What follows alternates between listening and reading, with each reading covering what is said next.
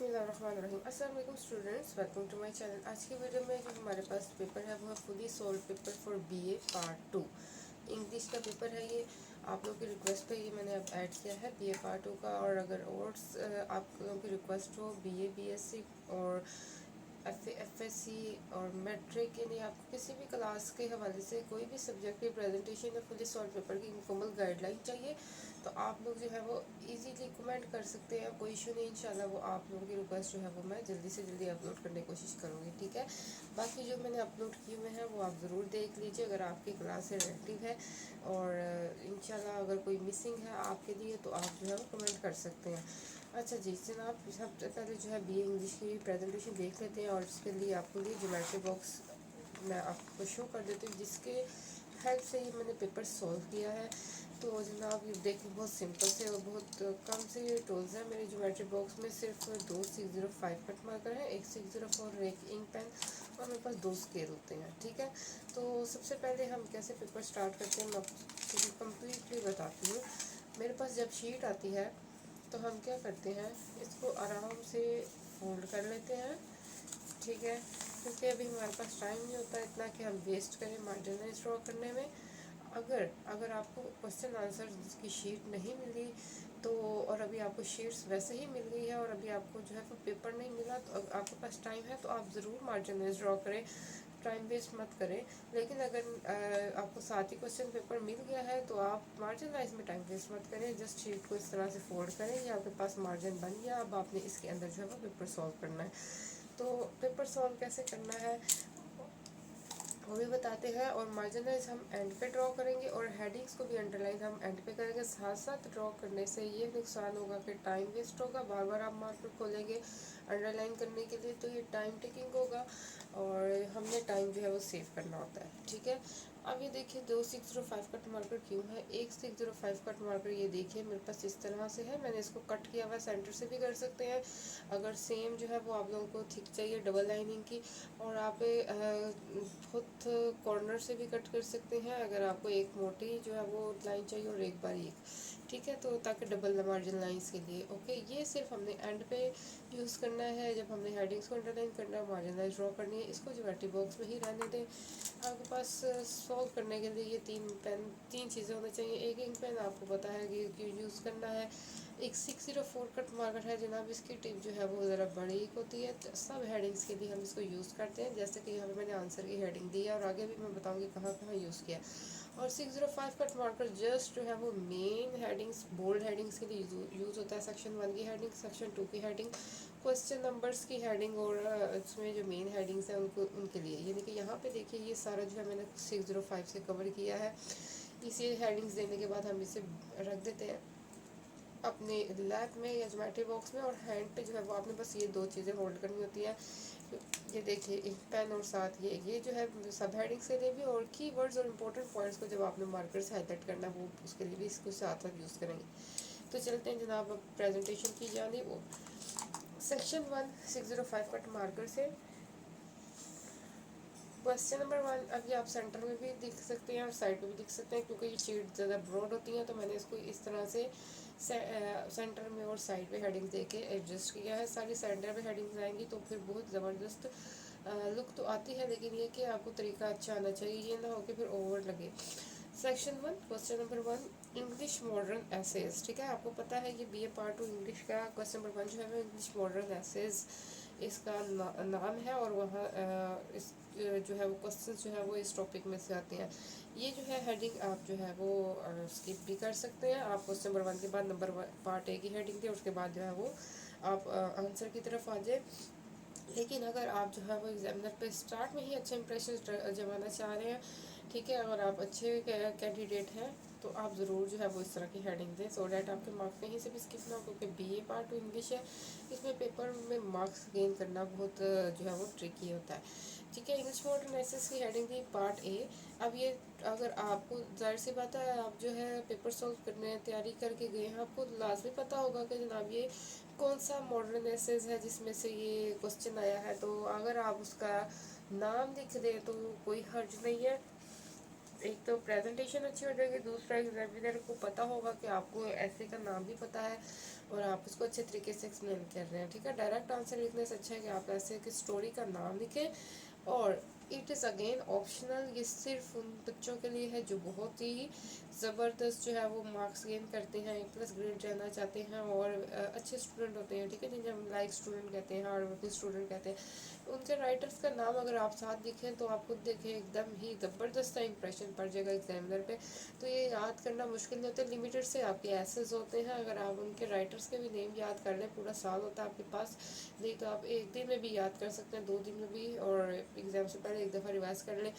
तो ये जो है वो बहुत ज़बरदस्त इंप्रेशन है। ठीक है, तो यहाँ पे आ जाते हैं हम 604 से। आपने आंसर की हेडिंग देनी है, उसके बाद आंसर आपने कैसे लिखना है, पैसेजेस के फॉर्म में 5 to 6 लाइन का पैसेज बनाते जाना है और आपने जो है वो इस तरह से सोल्व करना है। ये देखिए, सेकंड पैसेज, थर्ड पैसेज, अगर आप बीच में कोटेशन ऐड करना चाहते हैं तो इस तरीके से करें, इन्वर्टेड कॉमर्स में। और कोटेशन आपने कहाँ से पिक करनी है, जो आपका ऐसे है, बुक है जिसे आपने लर्न किया है। ठीक है, वहाँ पे जो है वो राइटर की जो इम्पोर्टेंट पॉइंट या इम्पोर्टेंट ऐसी बात जो कि पूरे ऐसे का निचोड़ हो या किसी क्वेश्चन के हवाले से उस बात से मिलती जुलती हो, तो आप वो ज़रूर लिखें। ये इस तरह से आपने याद करनी है। जब आप कोई ऐसे याद कर रहे होंगे तो आप जो है वो बुक में से कुछ 3 से 4 जो है वो इम्पोर्टेंट राइटर की जो बातें हैं उसे कोटेशन के तौर पे याद कर लें, ताकि जब उसमें से ऐसे में से क्वेश्चन आए तो आप उसे ज़ुबानी लिख सकें। It is again optional. ठीक है, आपको पता है कि जब हम एक्सप्लेनिंग क्वेश्चंस करते हैं तो उसमें कोटेशन या रेफरेंस वगैरह डालें तो वो प्लस पॉइंट होता है। ठीक है, ये देखिए मैंने इसी तरह से ये ऐड की है, यानी कि जो आपका ऐसे है उसी में से जो राइटर की इम्पोर्टेंट बातें हैं, जो ऐसे का निचोड़ होता है, उसको मैंने ऐसे के तौर पे, कोटेशन के तौर पे यूज़ किया है। ठीक है, कि राइटर ने इस तरह कहा, such as the writer says in the essay. ठीक है, तो आप 1 से 2 कोटेशन ऐड कर लें तो इट बहुत ज़बरदस्त है। ठीक है, B part, host and guest. ठीक है, ये स्टोरी का नाम, ऐसे का नाम ये है, और बाय।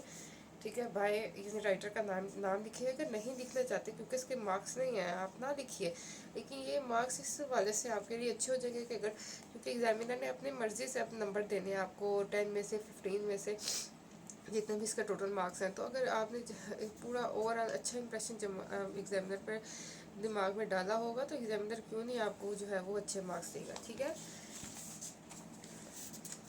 ओके जी। Question number 2, the old man and the sea. ठीक है, आप लोगों को अच्छी तरह पता होता है क्वेश्चन नंबर 2 किस टॉपिक में से है, किस ऐसे में से। तो अगर आप ऐसे का नाम लिख देंगे प्रेजेंटेशन के हवाले से भी और इंप्रेशन डालने के हवाले से भी, तो क्या बात है। ठीक है, टॉपिक का नाम लिख दिया और आपको पता है इसका अर्नेस्ट हेमिंग्वे, राइटर का नाम आपको पता है, या बाय, ये इस तरह लिख दें तो again it is very impressive. ठीक है, पार्ट ए, आंसर उस तरह हेडिंग दे दी। ओके जनाब, इसमें जो इम्पोर्टेंट पॉइंट्स हैं, कीवर्ड्स हैं, उसको हमने मार्कर से हाईलाइट करना है। पैसेजेस की फॉर्म में आपने इस तरह सॉल्व करना है। जब पैसेज स्टार्ट करें तो 2 और 3 फिंगर गैप देकर स्टार्ट करें। ठीक है, पैसेज लिखने का तरीका ही यही होता है। फिर ये देखिए अगेन मैंने इसमें जो है राइटर की जो बातें हैं उसको कोटेशन की फॉर्म में इस तरह लिखा है। आप हर ऐसे की कम से कम 2 से 3 कोटेशंस बना के याद कर लें, और कोटेशन आपको बुक में से, जो आपकी बुक होती है जो, उसमें से आप राइटर की कोई भी अच्छी बात जो है, जो ऐसे से रिलेटिव हो, बहुत रिलेटिव हो, उसको आप एज अ कोटेशन याद कर लें, उसको आप हाईलाइट कर लें और एक जगह पे पेज पे लिख लें, टॉपिक लिख के। ठीक है, ताकि आपको पता हो ये कोटेशंस आपने इसमें ऐड करनी है अगर इस ऐसे में से क्वेश्चन आए। ठीक है, अगर आप स्किप भी करना चाहें तो कर लें, उसी तरह लिखें तो एग्जामिनर की मर्ज़ी होगी, जितने मार्क्स देना चाहेगा आपको दे देगा। ठीक है, लेकिन ये एग्जामिनर से मार्क्स खींचने का तरीका होता है। ओके जनाब, ये देखिए ये हो गया क्वेश्चन एंड। अब मैंने नेक्स्ट सेक्शन स्टार्ट करना है, तो मैंने ये लाइन स्किप कर दी है। ठीक है, आप इसको कट आउट कर दें। अगर आप यहीं से स्टार्ट करना चाहते हैं तो करें। वजह ये है कि अगर हम यहाँ से स्टार्ट करेंगे तो हमारी हेडिंग ना यहीं पे कवर हो जाएगी, इसलिए मैं हमेशा नेक्स्ट सेक्शन जो है वो नेक्स्ट पेज पे ही स्टार्ट करती हूँ। ओके, ये देखिए सेक्शन 2 605 कट मार्कर फिर पकड़ लें। Question number 4, correction of sentences, ठीक है, ये तो है करेक्शन ऑफ सेंटेंसेस। अब इसमें जो है हमने फिर मार्कर को रख दिया 604 और इंक पेन पकड़ लिया। अब इस तरीके का तरीका इस तरह भी है, आप करेक्टेड सेंटेंसेस की हेडिंग बना के डायरेक्ट आप करेक्ट कर लें नंबरिंग्स के साथ, और अगेन हेडिंग स्किप कर सकते हैं, आप नंबरिंग दें और डायरेक्ट जो है वो करेक्ट करके सेंटेंस लिख सकते हैं, ठीक है। आपने गलत और सही दोनों दोनों लिखने की ज़रूरत नहीं है, क्योंकि ये ऐसा क्वेश्चन है जिसमें आपने अगर करेक्ट सेंटेंस लिखा है तो आपको फुल मार्क्स मिलने हैं, तो आपने इस पर टाइम नहीं वेस्ट करना। आपने इनकरेक्ट और करेक्ट दोनों देख के टाइम ज़ाया नहीं करना, आपने डायरेक्ट जो है वो करेक्ट सेंटेंस लिखना है, नंबरिंग दे दे इस तरीके से भी, और साइड पे भी देख के कर सकते हैं, ठीक है। जिस पे जो है वो फुल मार्क्स मिलने की उम्मीद होती है उसको आप जो है वो ज़्यादा प्रेजेंटेशन चाहे मत दें, ठीक है। अच्छा जी, क्वेश्चन नंबर 5 है इडियम्स एंड फ्रेजल वर्ब्स, ठीक है। तो इसकी हेडिंग बना दी, और यहाँ पे अब हमने जो है वो इडियम्स इसके बनाए। नंबर 1 कैरी वेट, और फिर जैसे ही यहाँ पे हेडिंग ओवर हुई यहाँ पे हमने जो है वो उसका सेंटेंस बना दिया, इडियम बना दिया, ठीक है। कंपेयर नोट्स, अब यहाँ पे ये तरीका अच्छा है कि आपने यहाँ से स्टार्ट किया तो नेक्स्ट भी उधर से ही स्टार्ट करें, अदरवाइज़ आप हेडिंग के ओवर होने के साथ ही नेक्स्ट लाइन पे उसके नीचे से स्टार्ट कर सकते हैं, ठीक है। इस तरह से ये देखिए नंबरिंग के साथ हमने ये ईडियम्स जो है लिख दिए। इसमें भी आपको पता है अगर आपने बिल्कुल ठीक ही दिखा तो आपको फुल मार्क्स मिल जाएंगे, तो आप इस पर इतना फोकस मत करें प्रेजेंटेशन पे, इसमें करेक्ट अच्छे तरीके से दिखने की कोशिश करें कि आपको कोई मिस्टेक ना हो, ठीक है। अब आ जाते हैं क्वेश्चन नंबर 7 जॉब एप्लीकेशन, ठीक है। जॉब एप्लीकेशन की हेडिंग दे दी, अब ये हमने टाइटल इस तरीके से लिख दिया, ये देखिए हेडिंग्स को लिखने का तरीका ठीक है जी। नाम ये होगी जॉब एप्लीकेशन, इसका हमने टाइटल लिख दिया, सब्जेक्ट लिख दिया, और इसका पैटर्न देखिए the principal comma ABC college comma Lahore dot subject colon, और से हम सब्जेक्ट लिख दिया, ठीक है। ये इसका तरीका है। रिस्पेक्टेड सर, और ये हमारा जो है वो ऐसे आ गया, इसमें ये पैसेजेस की फॉर्म में 2 और 3 पैसेज लिखिए और सिंसियरली, और फिर एंड पे जो है वो आप सीवी जो है वो ऐड कर दें। सीवी देखें, ये देखें सीवी बनाएं इस तरीके से, name, father name, date of birth, CNIC number, address, contact, experience, qualification, आपने एग्जैक्ट जो है वो वैल्यूज़ नहीं डालनी, ठीक है। गलत मलत यानी कि लिखने जैसे नेम ABC आ जाएगा, फादर नेम DTF, इस तरह से, ठीक है। CNIC नंबर भी आपने करेक्ट नहीं लिखना, ओके। डेट ऑफ बर्थ आप करेक्ट लिख सकते हैं, एड्रेस आप ठीक लिख सकते हैं, एक्सपीरियंस आप जो है वो लिख सकते हैं जिस तरह का भी चाहें आप, क्वालिफिकेशन अपनी मर्ज़ी के अकॉर्डिंग लिख सकते हैं, ठीक है। और इसके बाद चलते हैं नेक्स्ट पे, आ जाता है जी क्वेश्चन नंबर 7 लेटर राइटिंग, ठीक है। अब यहाँ पे देखिए मैंने हेडिंग्स को अंडरलाइन की नहीं किया, मार्जिनलाइज नहीं करी, मैं आप लोगों के सामने ड्रॉ करती हूँ सो डैट आपको आइडिया हो जाए। फॉर एग्जांपल आपने पूरी पेपर सॉल्व कर लिया है तो उसके बाद आपने कैसे मार्जिनलाइज लगानी है, हेडिंग्स अंडरलाइन करना है, आपके सामने भी ड्रॉ करती हूँ। पहले मैं आपको बता दूँ कैसे करना है। लेटर राइटिंग हेडिंग दी, इसके बाद टॉपिक जो आप इस तरह मार्कर से लिख सकते हैं, ठीक है। ये लेंथी टॉपिक है, तो ये देखिए मैंने इसको ज़्यादा सेंटर में नहीं किया, नॉर्मल सी 1.5 फिंगर स्पेस दोनों तरफ से जो है वो छोड़ी है, और इस तरह से हेडिंग तो सेंटर में एडजस्ट करने की कोशिश की है। ये हमारा जो है वो सब्जेक्ट है, ये टॉपिक है, ठीक है। यहाँ से हमने ऐसे राइटिंग स्टार्ट कर दी, examination hall city ABC date, ठीक है। एक लाइन छोड़ के the editor the Jang news Lahore, ठीक है। यहाँ पे देखिए सर, और इसके बाद हमने ये लेटर स्टार्ट कर दिया। आपने पैसेजेस की फॉर्म में लिखना, ये देखिए मैंने पैसेज की फॉर्म में नहीं लिखा तो ये इसकी लुक भी नहीं अच्छी आ रही, और ये तरीका नहीं होता। आप BA लेवल के हैं स्टूडेंट्स तो फिर आपको अच्छी तरह आइडिया होना चाहिए कि हमेशा पैसेजेस की फॉर्म में सब्जेक्टिव टाइप क्वेश्चन लिखते हैं, ठीक है। तो 6 लाइन का पैसेज बना लें, 5 लाइन का पैसेज बना लें, डिफरेंट लाइन का पैसेजेस बना के इसको सॉल्व करें। इसके बाद देखें आप सजेशंस देखिए, ये मार्कर से भी आप वर्ड लिख सकते हैं और इस तरह से भी हाईलाइट कर सकते हैं, लेकिन मार्कर से लिखें तो ज़्यादा अच्छा है। नंबरिंग के साथ ये सजेशन ऐड किए हैं, ये देखिए पहले यहाँ पे स्पेस दी, दो फिंगर का गैप देके नंबर 1 ये सजेशन लिखी, फिर नेक्स्ट सजेशन भी अगेन उसी तरह से इतना ही गैप के साथ, ताकि एक पैटर्न आए, ठीक है, एक अच्छी सी लेआउट आए। ओके, अब मैं जो है वो आपके सामने इसको करके दिखाने लगी हूँ। ये देखिए ये मेरे पास स्केल है, सबसे पहले मैं जल्दी से ये देखिए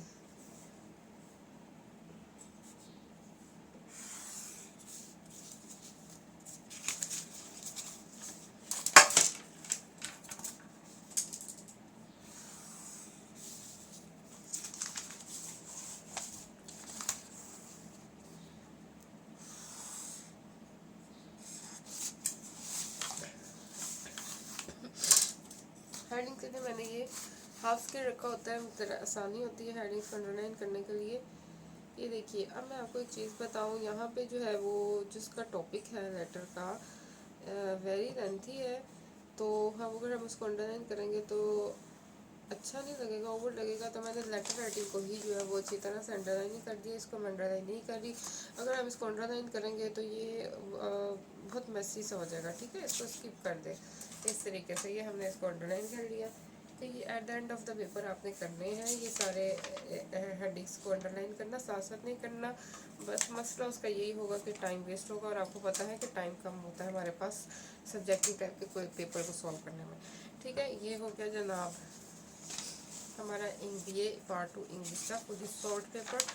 ठीक है, अब इसकी ज़रा टाइमिंग डिवीजन देख लेते हैं, आपने कैसे पेपर को लेके चलना है ताकि आपका पेपर टाइम पे कंप्लीट हो, मार्क्स के अकॉर्डिंग उसकी डिवीजन प्रॉपर हो। ठीक है, टोटल टाइम 3 आवर्स है, 180 मिनट्स है आपके पास। सेक्शन 1 क्वेश्चन नंबर 1 के आपने 2 पार्ट्स करने हैं, दोनों 10-10 मार्क्स के हैं। आपने 20 मिनट्स एक पार्ट को देने हैं, 20 मिनट्स एक पार्ट को देने हैं। ठीक है, क्वेश्चन 2 अगेन 2 पार्ट्स हैं, 20-20 मिनट्स में आपने इसकी क्लासिफिकेशन करनी है। ठीक है, ओके, ये यानी कि आपका सेक्शन 1 जो है वो कंप्लीट हो जाएगा 40 मिनट्स, और 40 मिनट्स 80 मिनट्स में आपका ये सेक्शन 1 कंप्लीट होगा।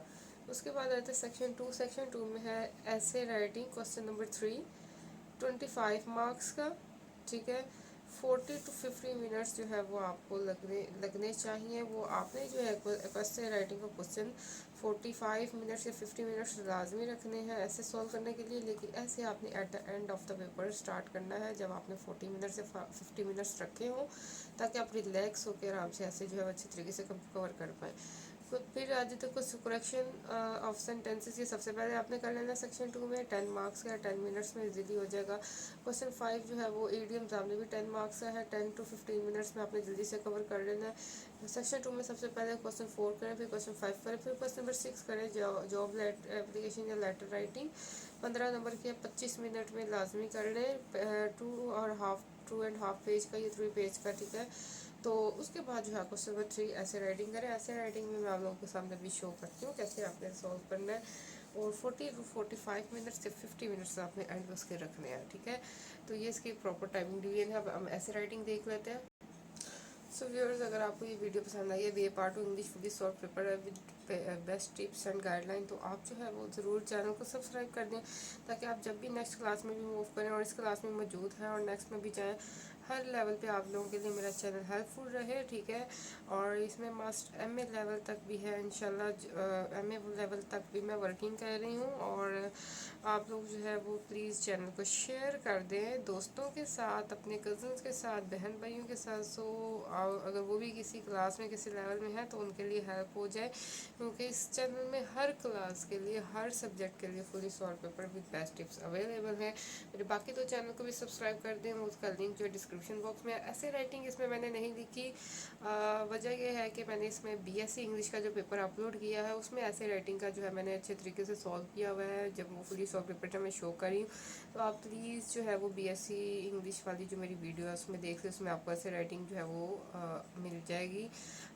शॉर्ट टाइम की वजह से मैं उस पर नहीं लिख पाई, तो लेकिन मैं कोशिश करूँगी कि मैं आप किसी डिफरेंट टॉपिक पे भी ऐसे लिखूँ, और वो आपको BCom का इंग्लिश का जब पेपर अपलोड करूँगी उसमें जो है वो ऐसे राइटिंग अवेलेबल होगी डिफरेंट टॉपिक पे। ठीक है, मैंने ऐसे ऑन कोरोना वायरस भी अपलोड किया हुआ है अपने चैनल में, मेरे paper presentation tips for all classes में, और ईद फेस्टिवल के का भी जो है वो ऐसे राइटिंग जो है वो BSc इंग्लिश में इंक्लूड है। अब मैं BCom और BA इंग्लिश में डिफरेंट एसेस पे जो है वो पेपर जो है वो अपलोड करूँगी। ठीक है, तो अब तब तक के लिए अपना ख्याल रखिएगा। अल्लाह हाफिज़।